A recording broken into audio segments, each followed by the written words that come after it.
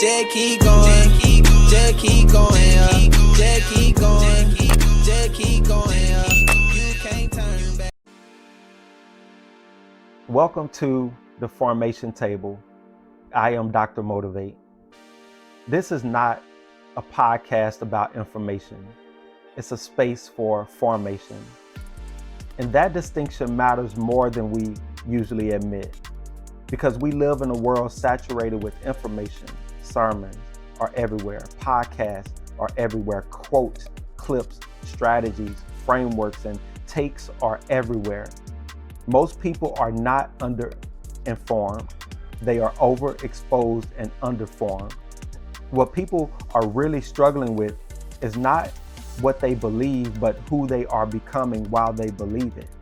They are striving to reconcile faith with fatigue, conviction with confusion, belonging with burnout, and information alone does not do that work. And at this table, we slow down on purpose. We take time to examine the patterns shaping our faith, our thinking, and our daily lives, not just what we say we value, but what our habits actually reinforce. Not just what we affirm theologically, but what our environments are quietly forming in us over time.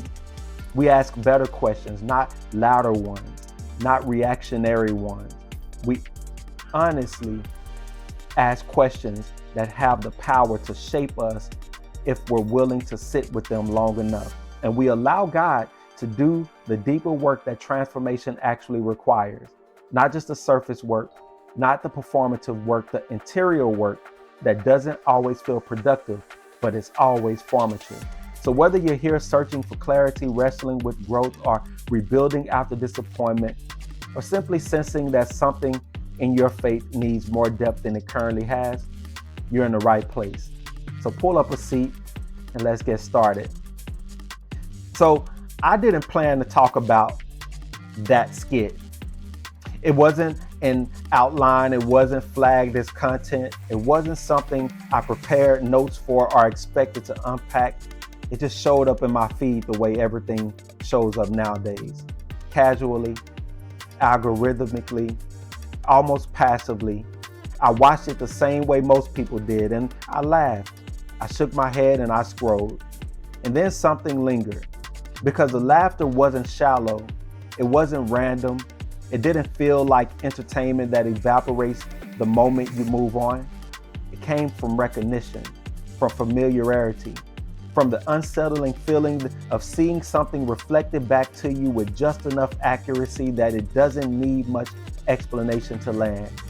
And that's usually a sign. You see, when a joke doesn't need context or setup, when it barely needs exaggeration to work, it's not just comedy, it's exposure. It's a mirror. It's something already present being named without ceremony. What stayed with me wasn't even the skit itself. It was the response to the skit. The way people laughed, shared it, tagged their friends, and commented things like, "This is so accurate," or "Why is this church exactly like mine?" That kind of laughter isn't just humor. It's relief. It's nervousness. It's shared acknowledgement. It's the kind of laughter that says we all know this is real, but we don't really want to talk about it. So I sat with it. And the more I sat with it, the more I realized the skit wasn't mocking God or fate. It wasn't trying to tear anything down. It was just revealing a gap, a space between what we say we are forming people into and what people are actually becoming.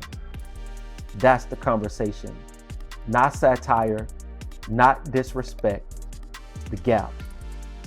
Because satire doesn't create truth.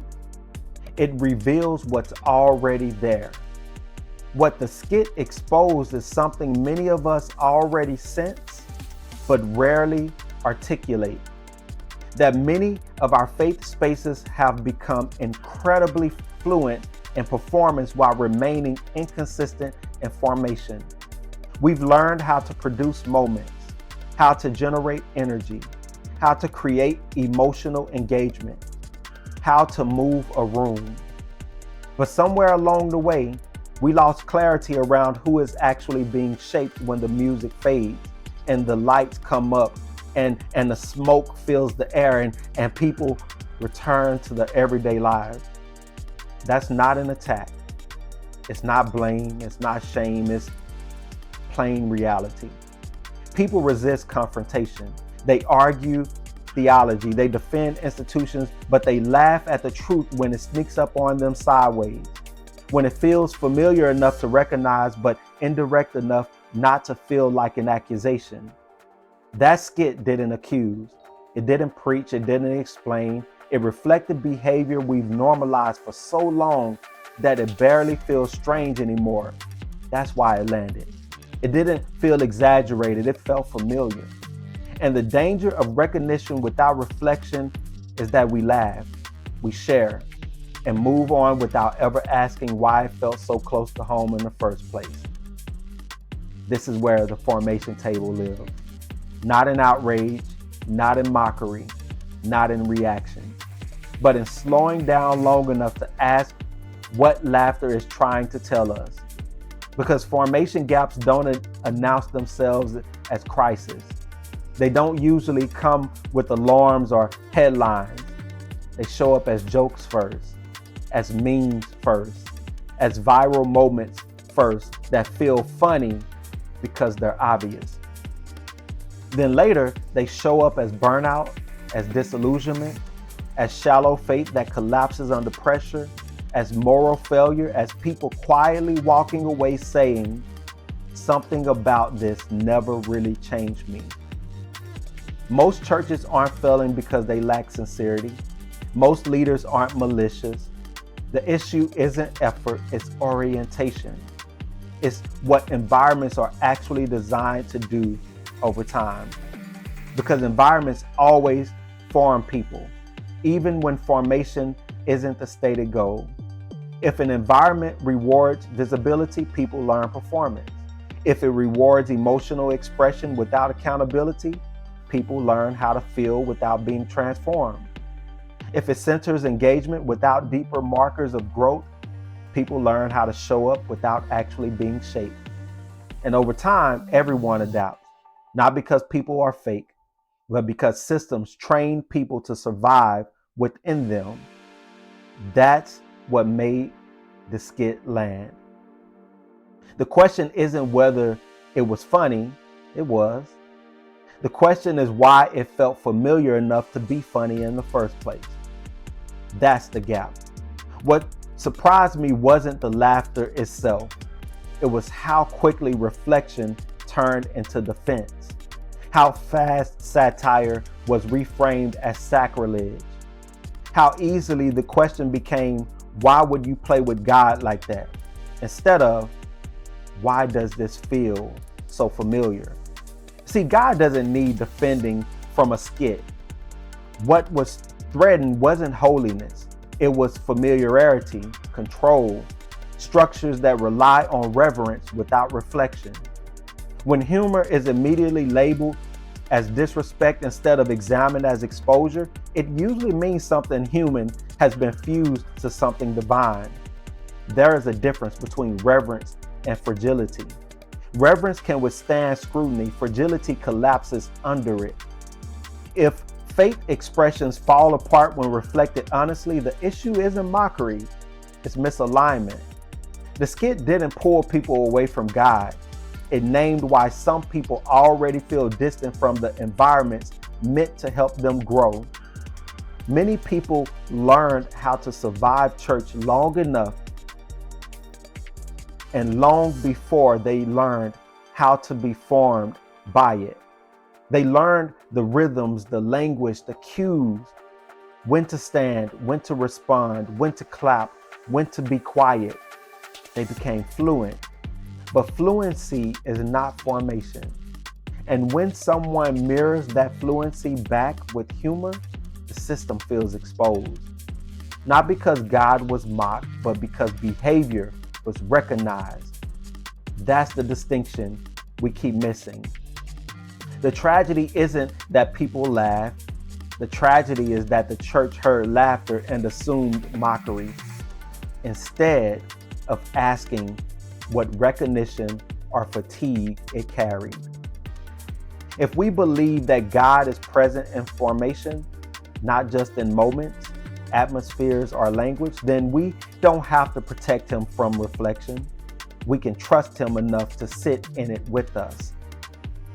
That trust is what allows faith to mature.